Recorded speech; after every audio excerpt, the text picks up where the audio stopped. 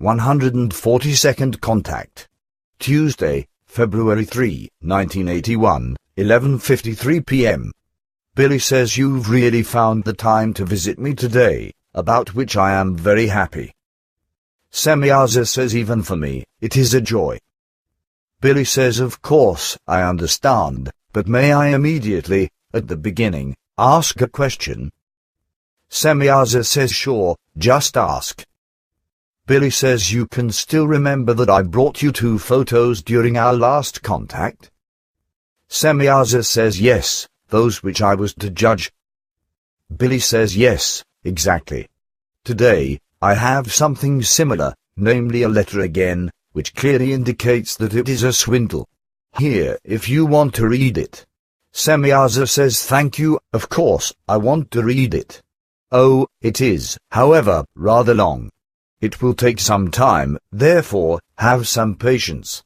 Semyaza reads for a long time. After that, is this supposed to be a joke, or have these very faulty words been written with seriously deceitful intention?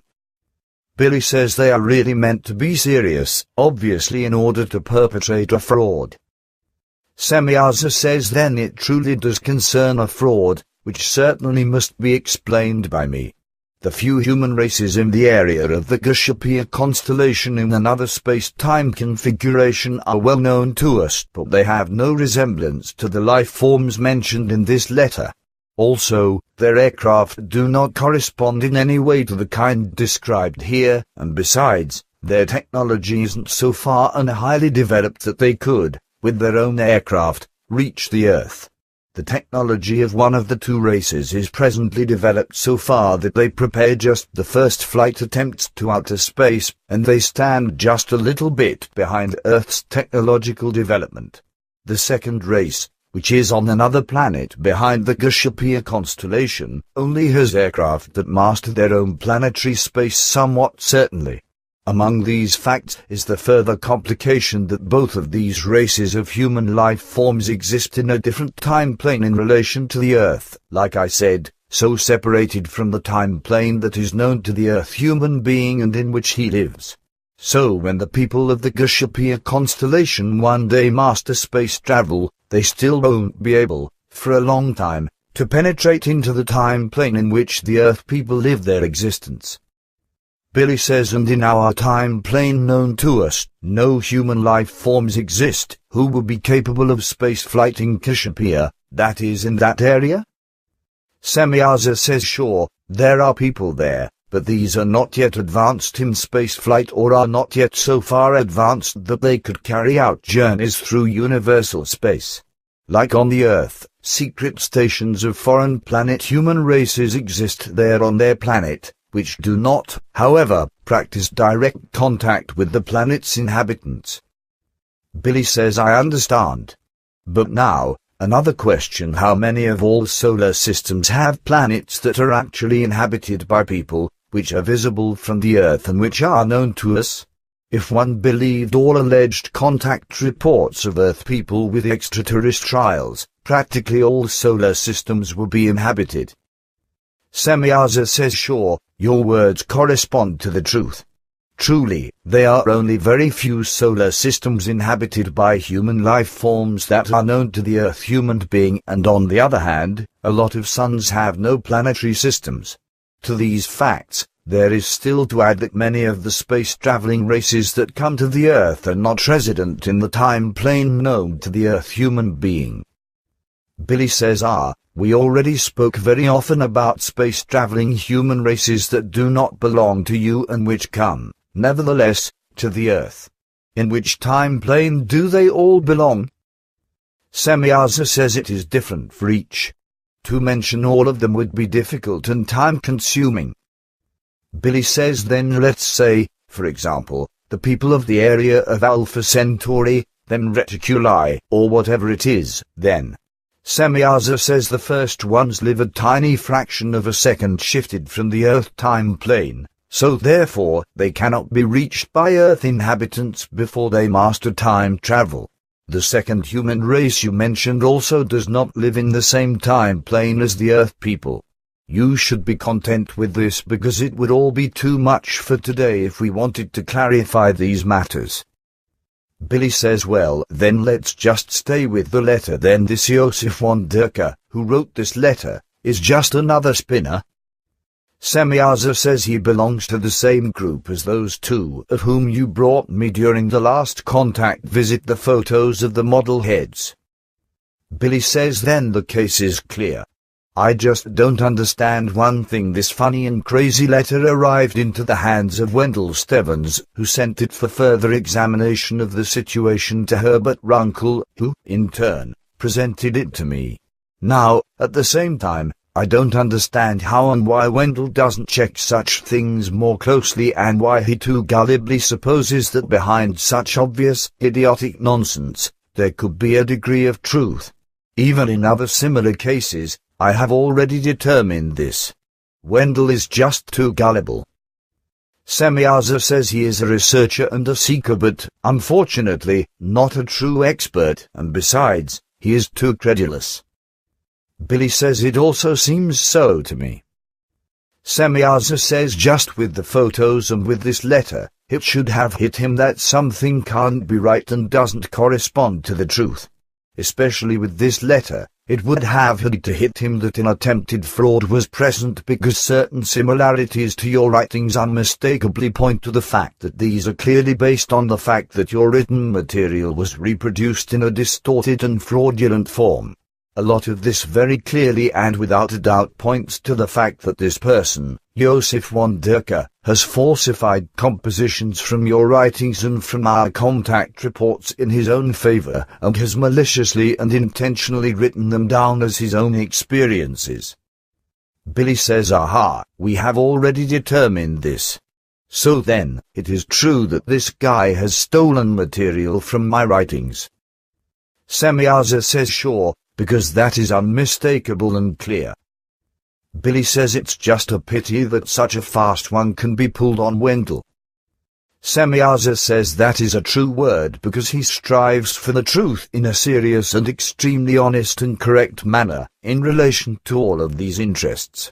It would be better for him if he consulted more with you for the clarification of such interests because you are the only person on the earth who has the necessary insight and knowledge and experience with respect to extraterrestrial life and missiles and aircraft of the same, in order to be able to be helpful to him in regards to this with good, honest and sure advice. Billy says I have certain experiences, knowledge, and insights. Yes, that's right, but of this, I don't want to make too much advertising.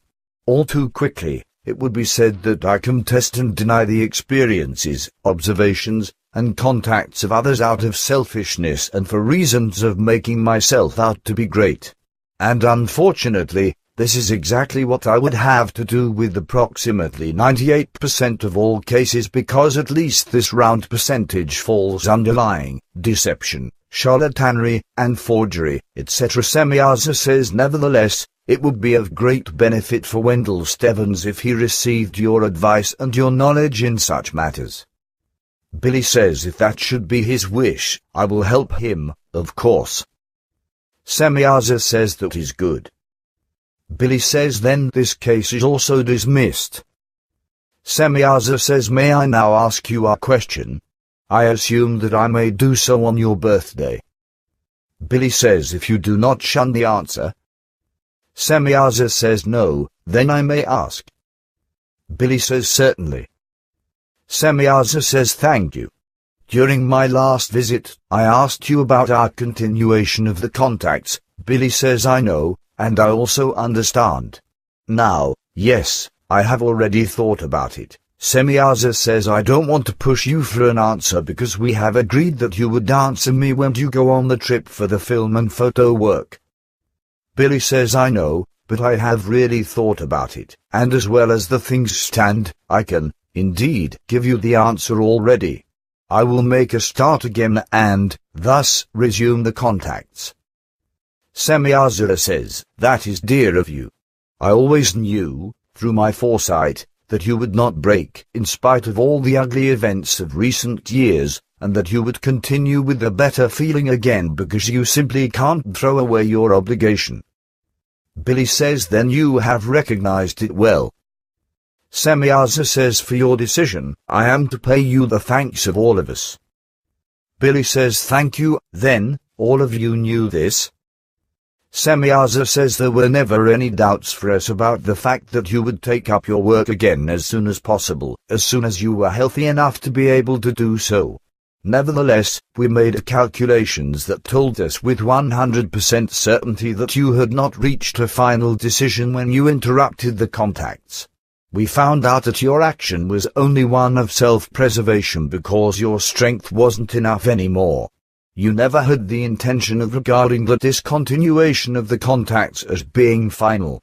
However, we understand this very well, and we ourselves could not have come to a better decision if we had been put before such by you.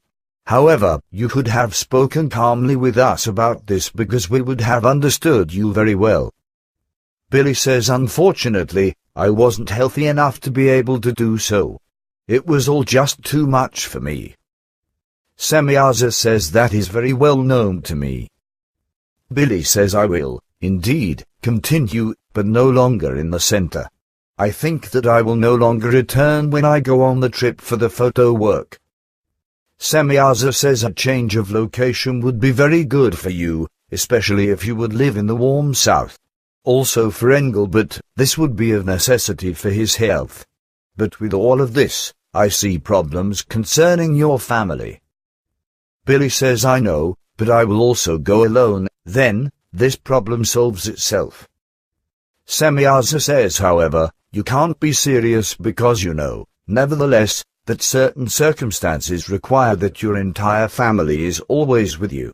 Without your family, you cannot fulfill your task. The connections are well known to you. Billy says I know that, but I can still do my work as far as it is possible. Semyaza says however, this work would be pointless because for the time being, it could never be carried out and be fulfilled in such a way as is necessary. Billy says but there really isn't any other way. Part of the work, at least, would still be done. Really, girl, I can't do it any other way anymore because my wife thwarts me. Semyaza says then you have to discuss these matters thoroughly with her some other time. Billy says I am tired of this. I can't do this anymore. Semyaza says then Engelbert and Guido should take care of this matter.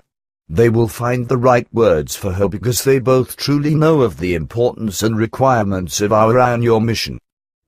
Billy says I won't make an attempt to win both of them for this impossibility.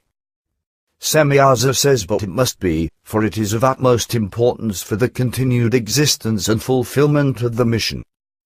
Billy says unfortunately, there is no understanding for the extension of the family. Semyaza says you mean with your wife? Billy says of course. She doesn't make any attempts to delve herself into this matter. Semyaza says it is, however, of unconditional necessity that she does this, otherwise, there really is no hope for the fulfillment of the mission. Even the partially continuing work on your part or on our part would really have no value. It's enough to make one cry. You are now approaching a better mental health again, and there, in your immediate and most important surroundings, everything is attempted and undertaken to destroy everything again, before there can even be a fresh start. Nevertheless, I want to ask Engelbert and Guido. Billy says please, don't talk any more about that. Semyaza says but this must be done. Billy says this is very serious to me because I can't continue this drama anymore. Rather, I'll really give up everything and will also no longer continue to do work that is still possible for me. Semyaza says however, there must be a solution because such is the only way to continue everything.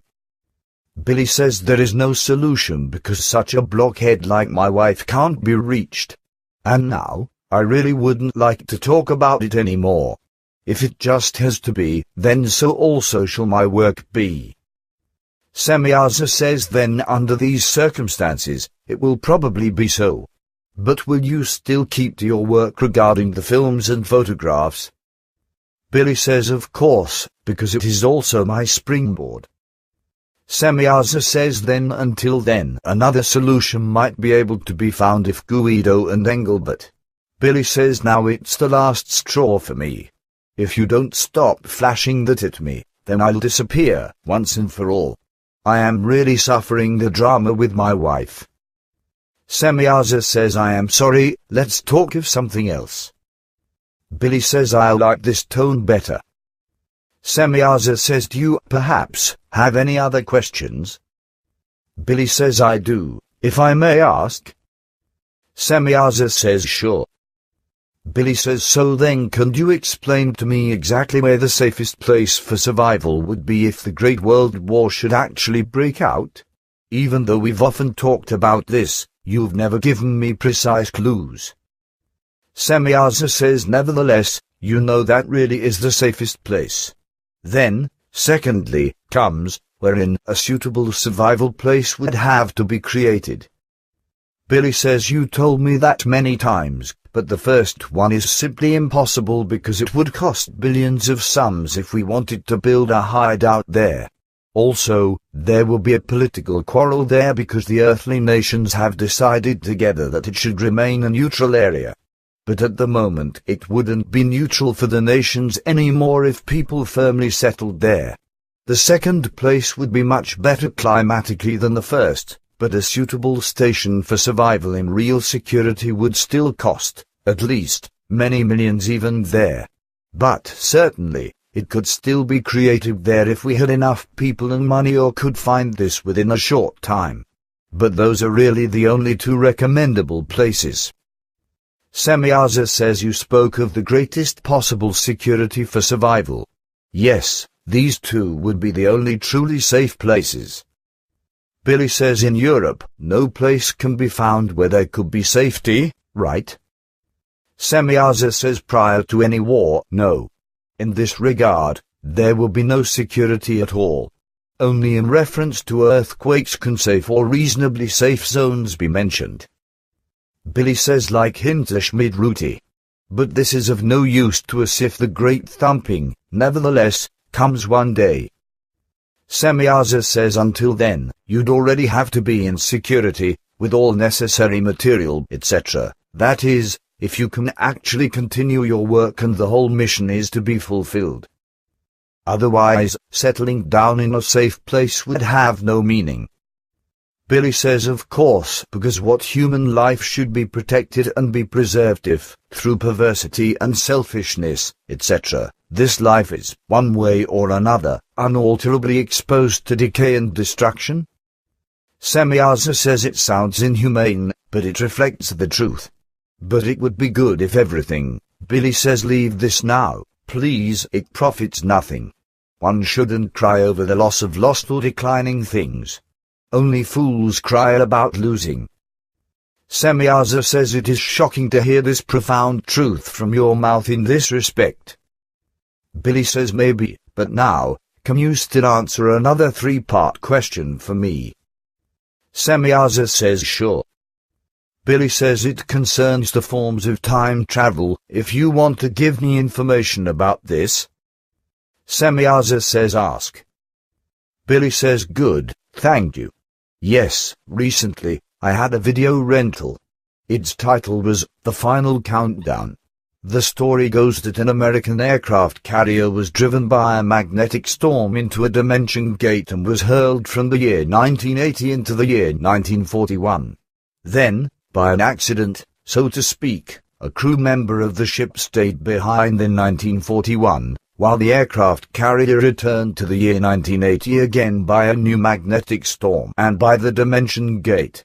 Now, in the film, the left-behind crew member, who was approximately 30 years old in 1980, logically lived on from the time of 1941. This seems to be rather logical to me according to my knowledge.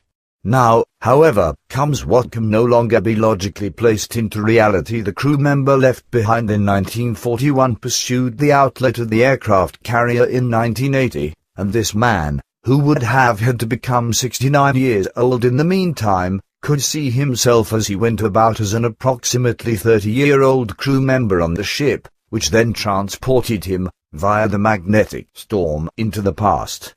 According to this story, he would have been left behind in the year 1941 and then would have witnessed his own birth in 1950 and then would have lived parallel with himself for 30 years, so once young and once old. Semyaza says that is impossible.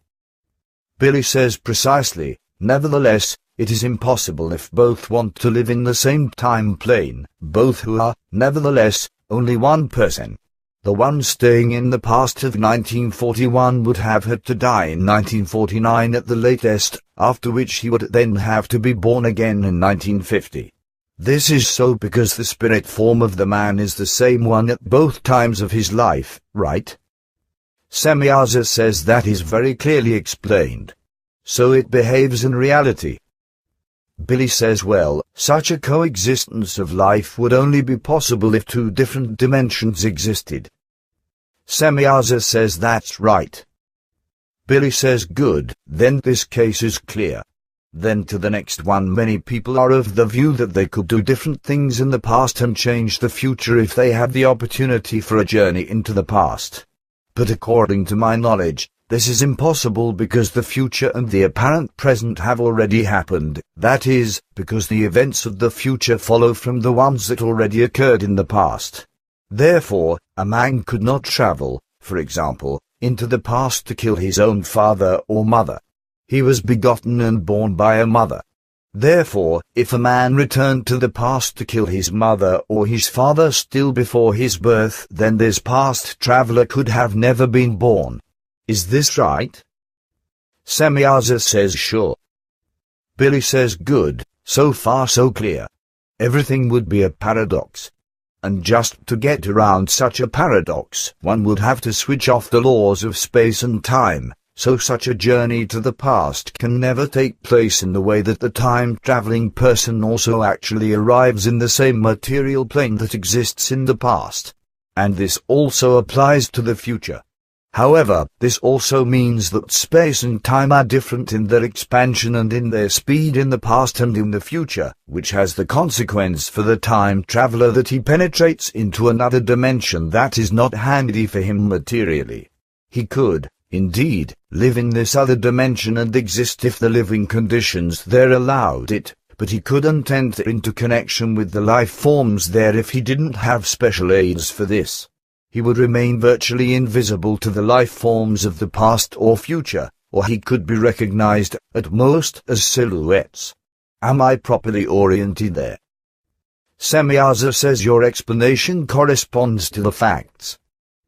Billy says so this also means that with the events of the film, the final countdown, a certain logic does, indeed, play along with them, but in truth, the one staying in the past obviously couldn't have lived on in material form in the normal time plane, even if he would have then skillfully died in 1949.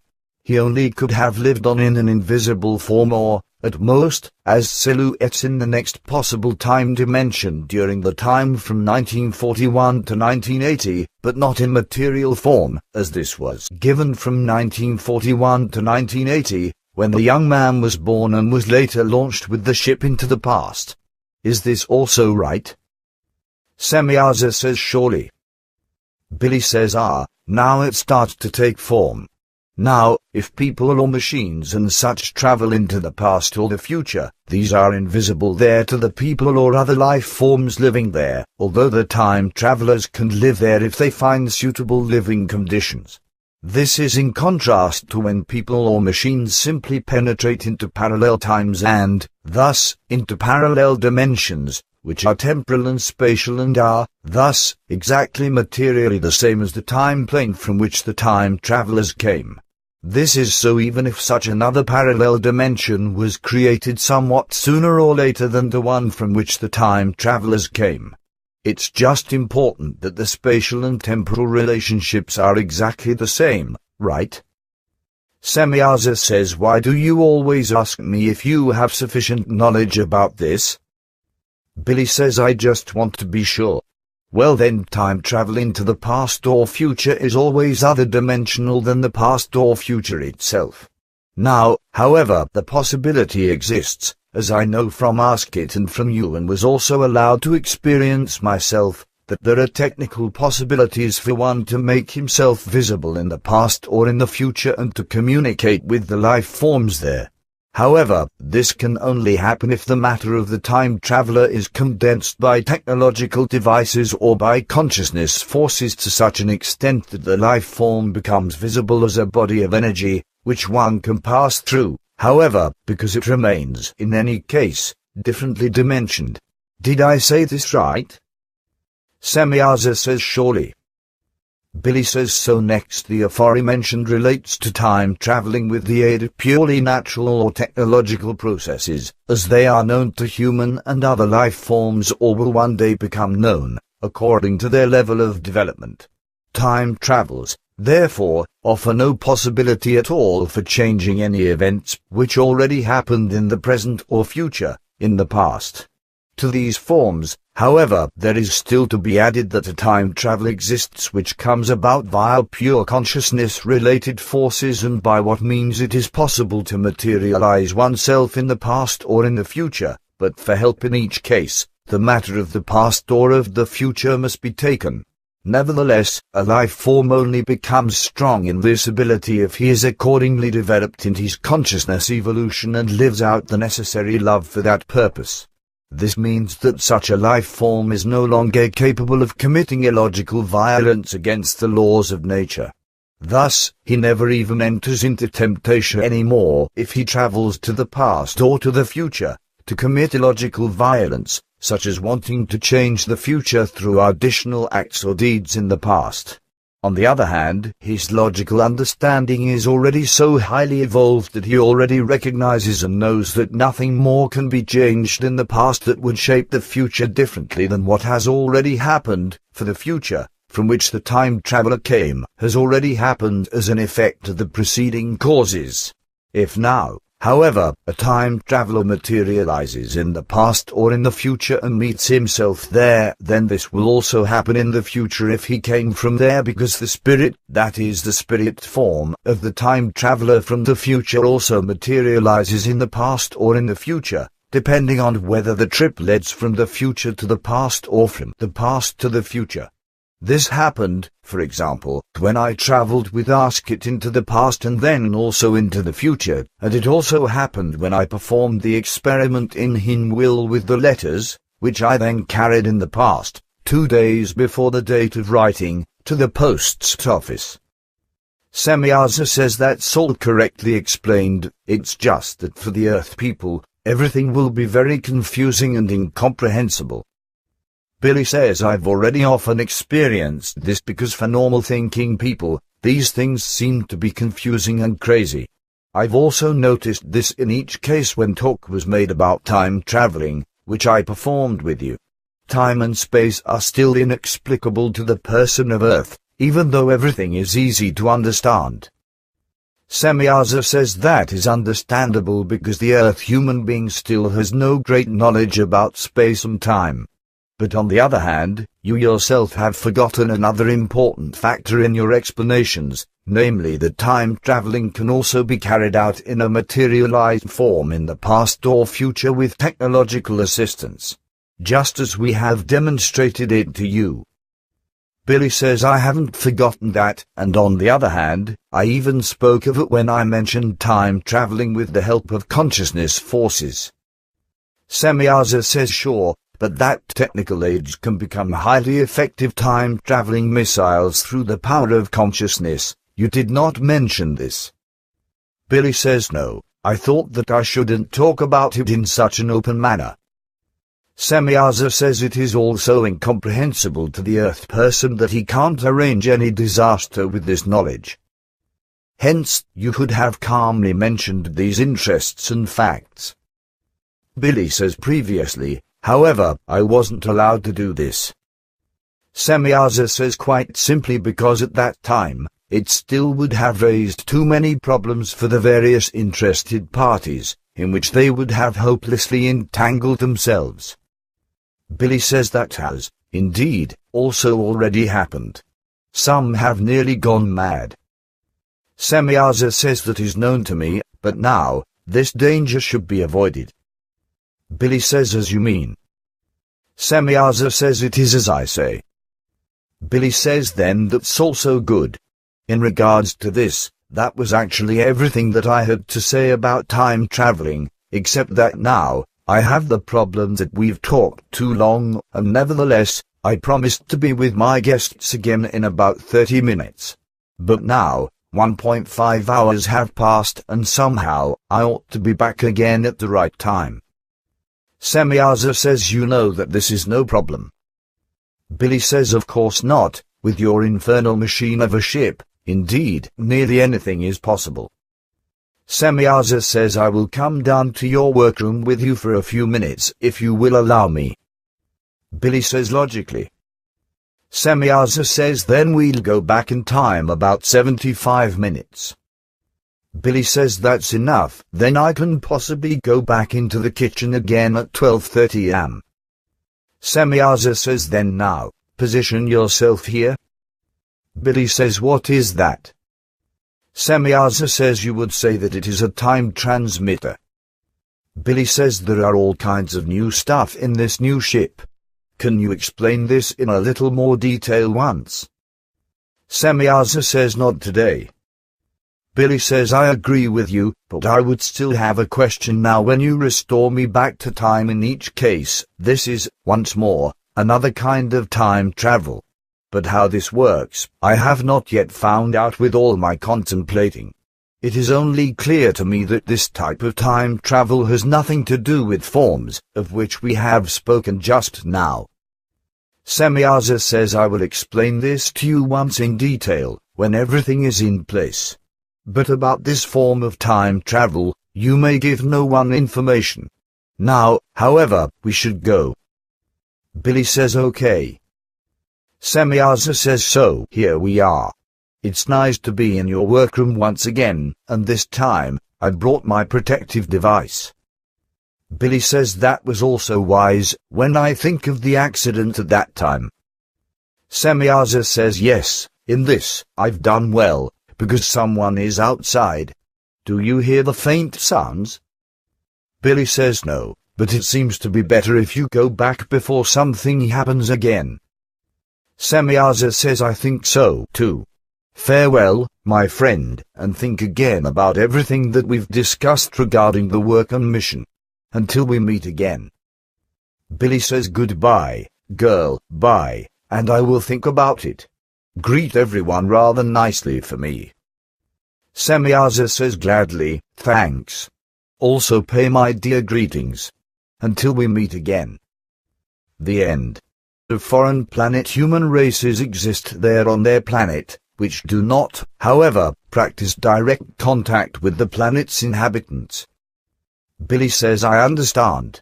But now, another question: how many of all solar systems have planets that are actually inhabited by people, which are visible from the Earth and which are known to us? If one believed all alleged contact reports of Earth people with extraterrestrials, practically all solar systems will be inhabited. Semyaza says sure, your words correspond to the truth. Truly, there are only very few solar systems inhabited by human life forms that are known to the Earth human being, and on the other hand, a lot of suns have no planetary different time plane in relation to the Earth, like I said, so separated from the time plane that is known to the Earth human being and in which he lives. So when the people of the Cassiopeia constellation one day master space travel, they still won't be able, for a long time, to penetrate into the time plane in which the Earth people live their existence. Billy says and in our time plane known to us, no human life forms exist, who would be capable of space flight in Cassiopeia, that is in that area? Semyaza says sure, there are people there, but these are not yet advanced in space flight or are not yet so far advanced that they could carry out journeys through universal space. Like on the Earth, secret stations. 142nd contact. Tuesday, February 3, 1981, 11:53 p.m. Billy says you've really found the time to visit me today, about which I am very happy. Semyaza says even for me, it is a joy. Billy says of course, I understand, but may I immediately, at the beginning, ask a question? Semyaza says sure, just ask. Billy says you can still remember that I brought you 2 photos during our last contact? Semyaza says yes, those which I was to judge. Billy says yes, exactly. Today, I have something similar, namely a letter again, which clearly they have no resemblance to the life forms mentioned in this letter. Also, their aircraft do not correspond in any way to the kind described here, and besides, their technology isn't so far and highly developed that they could, with their own aircraft, reach the Earth. The technology of one of the 2 races is presently developed so far that they prepare just the first flight attempts to outer space, and they stand just a little bit behind Earth's technological development. The second race, which is on another planet behind the Cassiopeia constellation, only has aircraft that master their own planetary space somewhat certainly. Among these facts is the further complication that both of these races of human life forms exist in a way indicates that it is a swindle. Here, if you want to read it. Semyaza says thank you, of course, I want to read it. Oh, it is, however, rather long. It will take some time, therefore, have some patience. Semyaza reads for a long time. After that, is this supposed to be a joke? Or have these very faulty words been written with seriously deceitful intention? Billy says they are really meant to be serious, obviously in order to perpetrate a fraud. Semyaza says then it truly does concern a fraud, which certainly must be explained by me. The few human races in the area of the Cassiopeia constellation in another space-time configuration are well known to us,